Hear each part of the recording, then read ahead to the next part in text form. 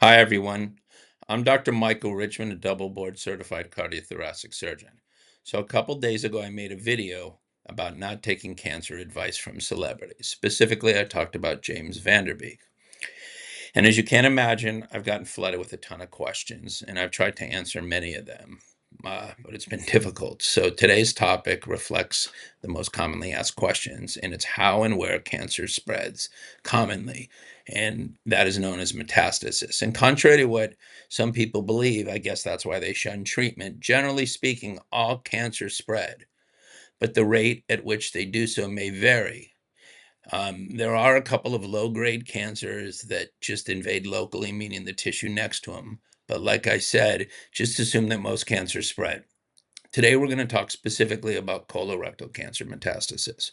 But before I start, I just want to also mention, generally speaking, that some cancers spread through the blood, and that's called hematogenous spread. And then some spread through the lymphatic system. And then some do both. Okay, now let's get to colorectal cancer. So, colorectal cancer metastasizes through the bloodstream, so hematogenously, and through the lymphatics. And the liver is the most common site of spread, and that occurs in about 14% of the patients. And that's followed by the lungs, the peritoneum, which houses the abdominal organs, and lymph nodes. And the pattern of spread differs based on where the location of the tumor is in the colon, and it involves complex molecular mechanisms. So how does this happen? Well, it involves a multi-step cascade, and it requires the tumor cells to enter the local tissue. Then it goes into the bloodstream, survive in the bloodstream, evade immune surveillance, go to distant sites, and grow in new organs. It's really complex, but in essence, a tumor microenvironment remodeling occurs. Okay, like I just said.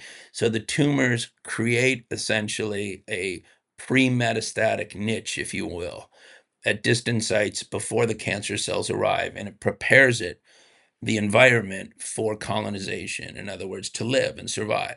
So let's talk about where colorectal cancer spreads specifically. Okay, so the distribution varies by primary tumor location. So liver metastasis, as I said, is most common overall, and most frequently with colon cancer in 14% of the time, then rectal cancer 12% of the time. And that's because the liver receives its drainage of blood from the colon via the portal system, making it the first capillary bed, if you will, encountered when it leaves the colon. Lung metastases are more common with rectal cancer in about 5 to 6% of the time, and left-sided colon cancers compared to right-sided tumors about 3% of the time. Rectal tumors access the circulation bypassing the liver through the vena cava. Okay, so that's why they don't more commonly go to the liver. Peritoneal abdominal occurs more commonly with right-sided, okay, and signet ring histologies. Right-sided tumors have a threefold higher risk of peritoneal spread compared to rectal cancers. And then distant lymph nodes, that can occur as an isolated metastasis, and they have a more favorable prognosis.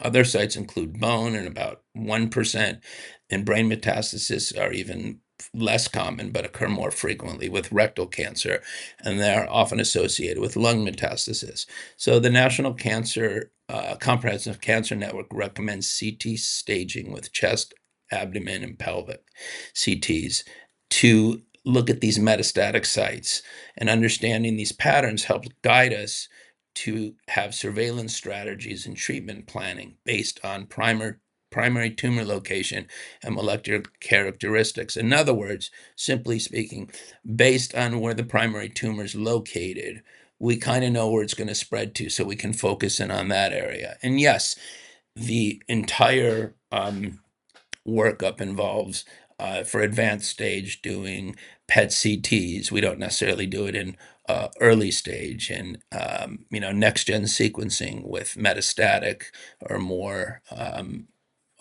advanced tumors and liquid biopsies. But basically, I hope you learned something today, and I really appreciate you listening. And for more information, you can go to my website at www.paladinmds.com. And I hope you have a nice day.